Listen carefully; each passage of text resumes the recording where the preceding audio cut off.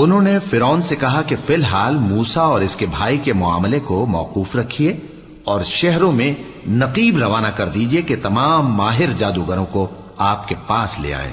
چنانچہ ایسا ہی کیا گیا، اور جادوگر فرعون کے پاس آ پہنچے اور کہنے لگے کہ اگر ہم جیت گئے تو ہمیں صلہ تو عطا کیجیے گا نا؟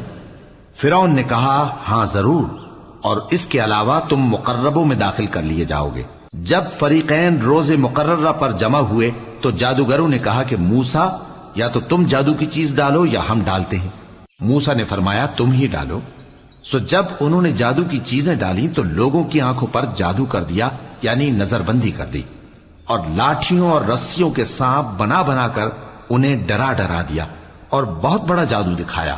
اور اس وقت ہم نے موسیٰ کی طرف وحی بھیجی کہ تم بھی اپنی لاٹھی ڈال دو۔ تب وہ فوراً سانپ بن کر جادوگروں کے بنائے ہوئے سانپوں کو ایک ایک کر کے